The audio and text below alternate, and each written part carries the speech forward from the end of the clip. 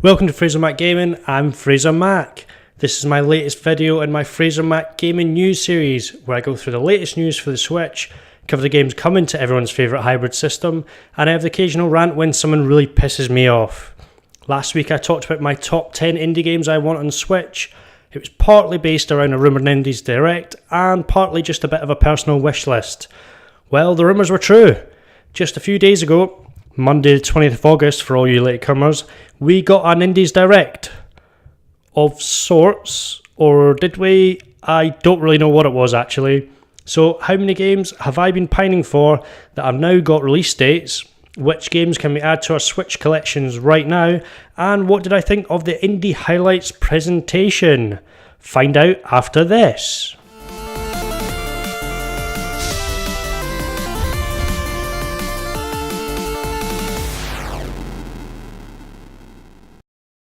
Like I said, a surprise Indie Highlights video dropped on Monday from Nintendo UK.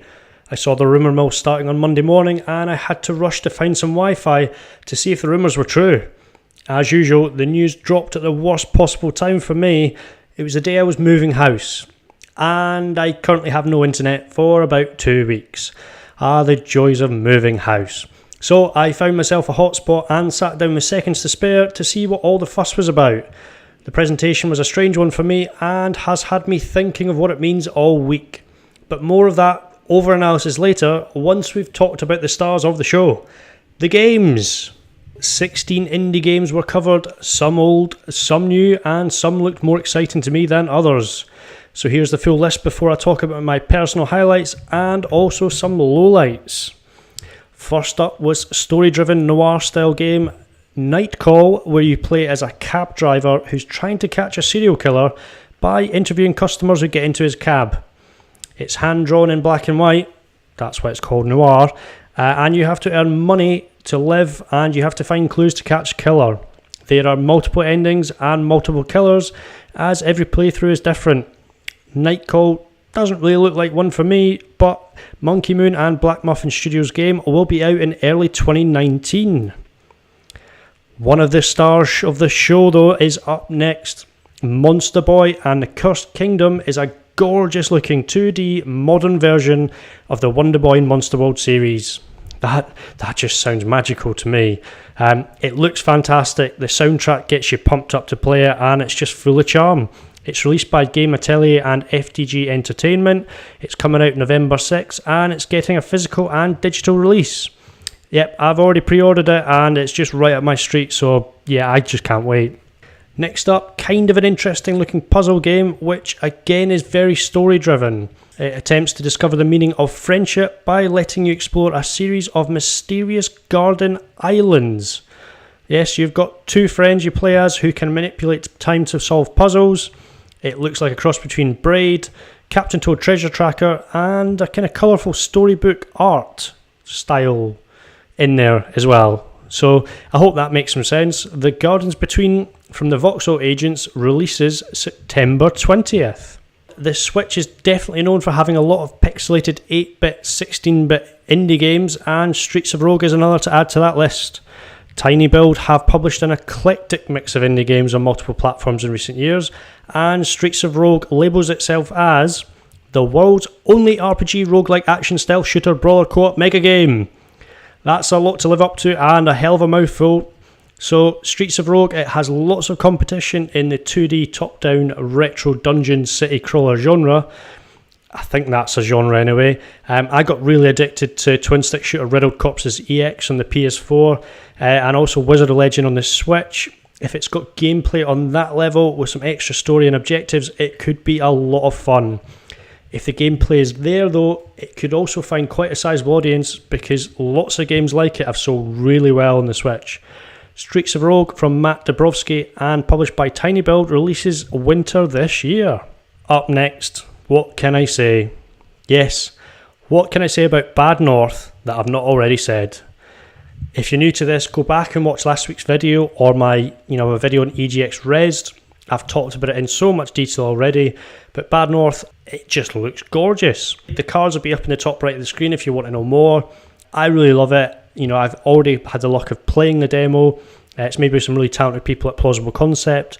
They've been regularly showing off all sorts of cool elements of the game on social media, and I'm just super hyped now. So the best thing about the presentation was, yes, Badmoth is out now.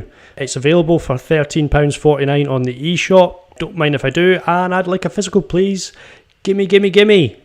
Moonlighter was the first of 3 games being published by 11-Bit Studios to be shown off in a montage.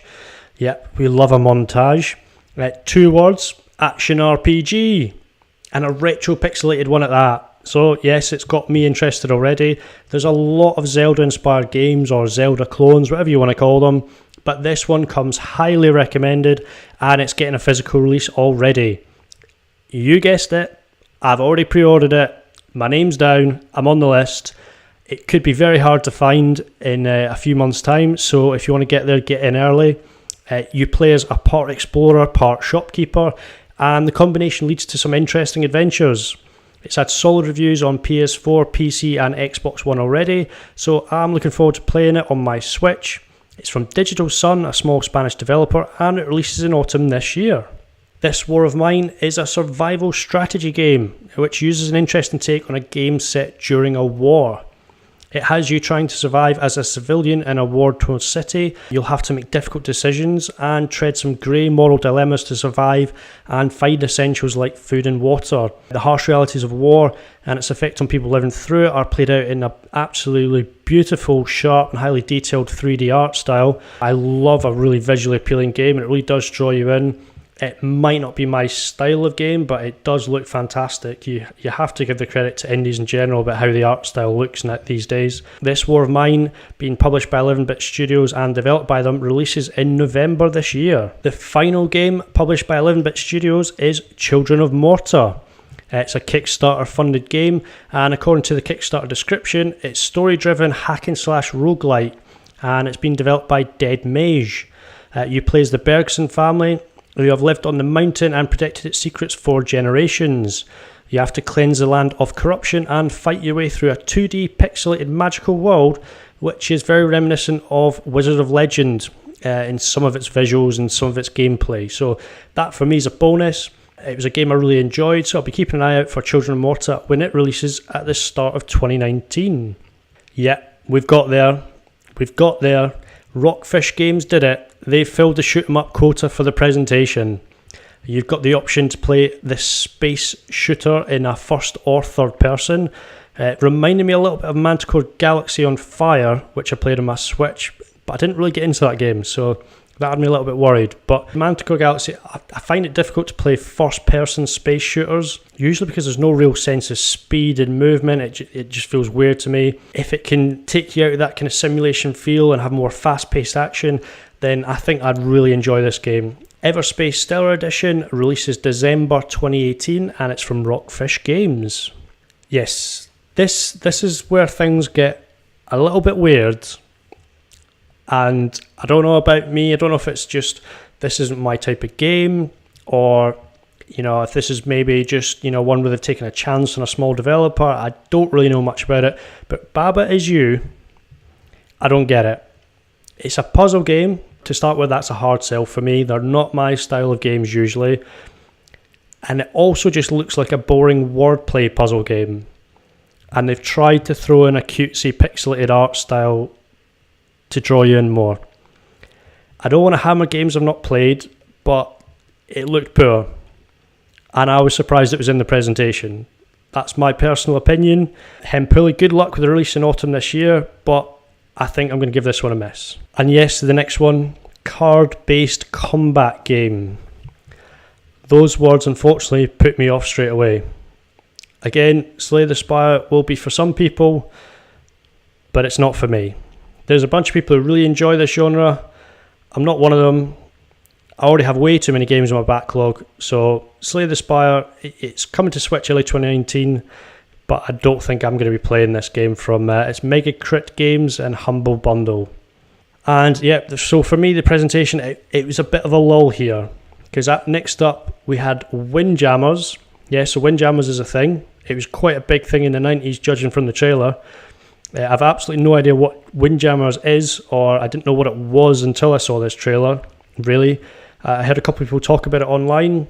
It's not registering with me at all. I completely missed this when it was out originally. But it's coming to Switch with all its machismo and over-the-top 90s Top Gun volleyball-inspired action. It looks like it could be a fun multiplayer game. It's releasing October 23rd, and .emu have done a lot of promo work for it and hyped it up a lot. They're obviously very confident because they've already announced that Windjammers 2 will be coming in 2019. So they're obviously expecting a lot of sales. We'll see what happens when it releases October 23rd, and then Windjammers 2 falls in 2019. Here's one. This is when it started to get interesting for me again. I had a lull in the middle, and then it started to get interesting. If you blinked, sneezed, or just lost concentration for a second, you probably missed this one. I've even seen headlines talking about 15 games being announced as part of this presentation. There were 16 games. I don't know if they missed this one, but Terraria is coming to Switch in 2019. Nothing was shown for it, but there is footage available because it's an old classic and also because there are trailers for it available. It was out on PS3, PC, it's got an updated version on PS4. I've got a couple of these versions sealed somewhere. It's a sandbox game with building, fighting, digging, exploring. You can very quickly find yourself addicted to creating your own mini empire and caring more for your console life than your own. So be warned, if you got addicted to Golf Story, Stardew Valley, anything like those games, when you start playing this, you could kiss goodbye to months of your life. Don't say I didn't warn you. Terraria, very little was shown. It was just a snippet. If you blinked, you might have missed it, but it's coming in 2019 to Switch. On to the penultimate game from the Indies presentation. It was Prison Architect. Not surprisingly, it's a prison sim management type of game. It sounds like a fun idea and something you could dump hours into, but it's $24.99, and Double 11 and Introversion Software will also be asking you to pay for an escape mode, which will be made available later in the summer to purchase as an expansion pack. That to me doesn't sit entirely well. Prison Architect could be a great game. It's an indie game. It's 25 quid. They're also asking you to pay for DLC not too far in the future. If it was a physical copy, I can see the price. It's out now. I don't think they'll be getting my money. I'll wait and see for a price drop, see what people say about it. Maybe if there's a complete edition further down the line, I'll think about playing it then. Finally though, finally, Cosmoscope have answered our prayers and Murphy's Law is available on Switch. Yes, it's available right now for all you people watching this video. The long-awaited multiplayer body morphing shooty game is available on the eShop. It was released Monday evening in the UK, and unfortunately there have been some reports of some annoying lag, trouble logging in and other annoying bugs.